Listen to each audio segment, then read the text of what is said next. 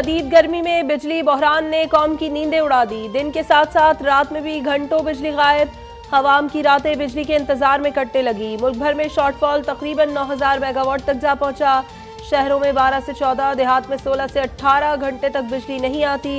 कराची में बिल पूरा देने वाले मुस्तस्ना इलाकों में भी बिजली की तवील गैर एलानिया लोड शेडिंग का सिलसिला जारी।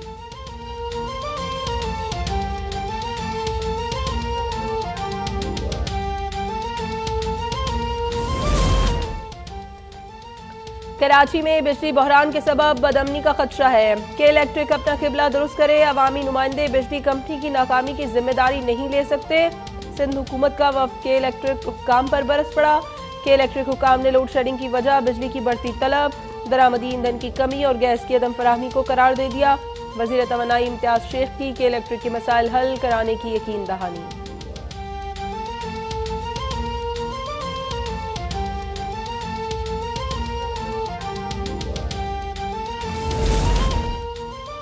वजीर आला सिंध का पुलिस, रेंजर्स और अफवाज पाकिस्तान के शहदा को खिराज अकीदत। कराची में सलाम सिपाही जियो जवान जिंदाबाद पाकिस्तान की तकरीब से खिताब। कहा, हमारे इदारों ने अवाम के साथ मिलकर मुल्क दुश्मन अनासिर का खात्मा किया। शहदा की लाजवाल कुर्बानियों की बदौलत हमारा मुल्क महफूज है। शहदा के वरसा न सिर्फ हमारा फख्र है बल्कि कौम का सरमाया है। वजीर आला बलोचिस्तान अब्दुल कदूस बजिंजो का भी तकरीब से खिताब।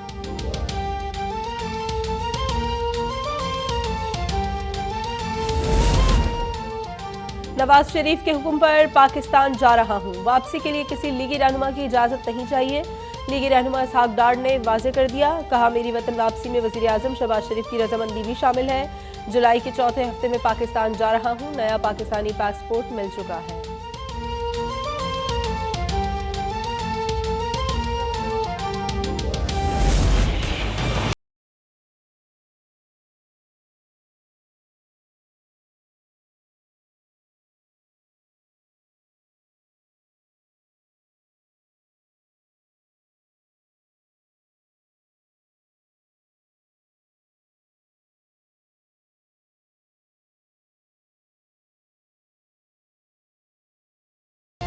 कौमी असम्बली ने बजट और फाइनेंस बिल कसरत राय से मंजूर कर लिया। पेट्रोल पर 50 रुपए फी लीटर लीवी का मरहलावार निफाज होगा। बड़ी सनतों पर 10% सुपर टैक्स आयद। छोटे ताजरों से बिजली के बिलों के जरिए सेल्स टैक्स लिया जाएगा। तनख्वाहदार तबके के लिए टैक्स रिलीफ खत्म। 50,000 से 1 लाख तक तनख्वाह लेने वालों पर 2.5% सालाना टैक्स आयद। 1 से 2 लाख रुपए कमाने वालों से 15,000 सालाना फिक्स्ड टैक्स लिया जाएगा।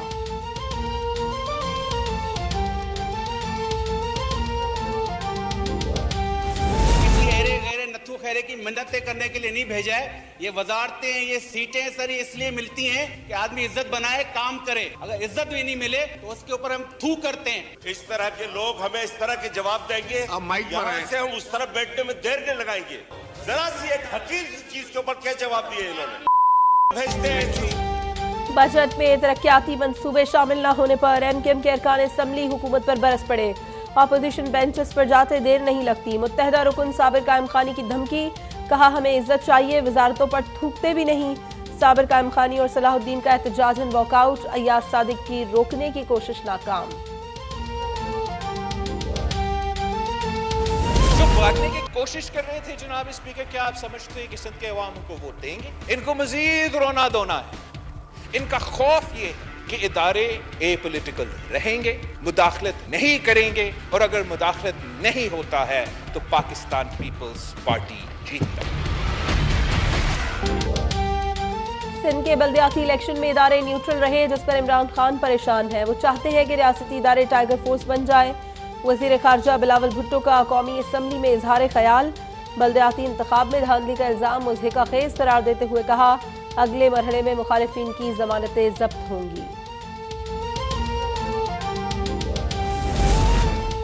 गद्दारों ने अमेरिका से मिलकर मुंतखब हुकूमत खत्म की। गुलाम हुकूमत कर्ज के लिए IMF के पांव में गिर रही है।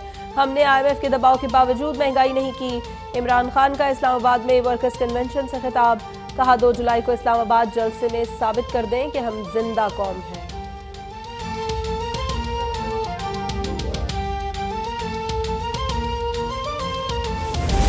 मेरे खिलाफ मेरी अपनी पार्टी ने साजिश की। और 2018 में मुझे यहाँ से सूबाई असम्बली का मेंबर हरवाया किसने? पीटीआई ने। बरमला कह रहा हूँ और खान को भी कहा है, आज पंजाब की ये कैफियत ना होती अगर शाह महमूद यहाँ से ये होता। मुझे क्या फर्क पड़ा, मैं तो वज़ीर खारजा बन गया।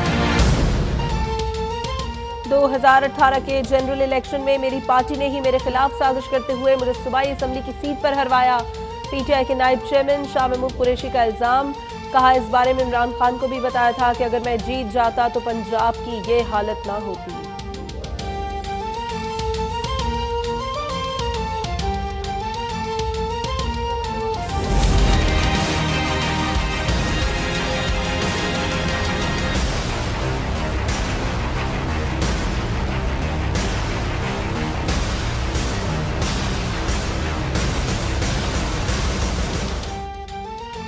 इमरान खान का एक और तोशाखाना स्कैंडल सामने आ गया। 15 करोड़ 40 लाख की मजीद 3 घड़ियां बेचने का इल्जाम।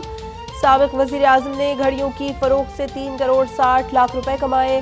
2018 में खलीजी ममालिक के शाही खानदान के फर्द से तहफ में मिलने वाली घड़ियां रजिस्टर्ड नहीं कराई गई।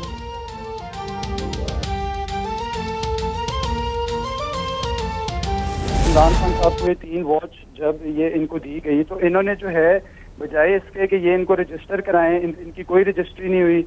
और उसके बाद इन्होंने जब सेल ऑफ कर दिए, ये जब इन्होंने बेच दिए ये, तब इन्होंने जो है इसका 20% जो थी वो जो है इन्होंने जो पब्लिक ट्रेजरी है उसमें जो है इन्होंने पैसे ये दिए। इमरान खान ने 10 करोड़ मालियत की घड़ी मकामी डीलर को सिर्फ 50 लाख रुपए में फरोख्त की। इमरान खान ने कानून में अपनी ही तरमीम की खिलाफ वर्जी की और 50 के बजाय 20% रकम जमा कराई।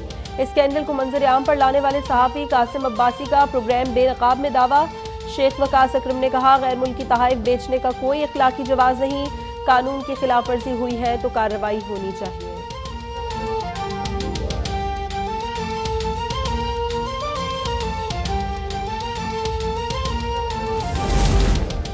ईद उल अजहा इतवार 10 जुलाई को होगी। मुल्क भर में कहीं से भी जुल्हज का चांद नजर नहीं आया। मरकजी रुयत हलाल कमेटी का ऐलान। सऊदी अरब में ईद उल अजहा 9 जुलाई बरोज हफ्ते को होगी। हज का रुकन आजम वकूफ अरफात 8 जुलाई बरोज जुमे को अदा किया जाएगा।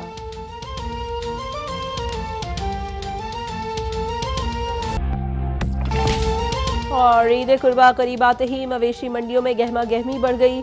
खूबसूरत मोटे ताज़ा जानवर सबको पसंद, लेकिन कीमतों ने खरीदारों के होश उड़ा दिए। कराची की मवेशी मंडी में अब तक 3 लाख से ज्यादा जानवर लाए जा चुके हैं। मजीद 1 लाख जानवर लाए जाने का इम्कान।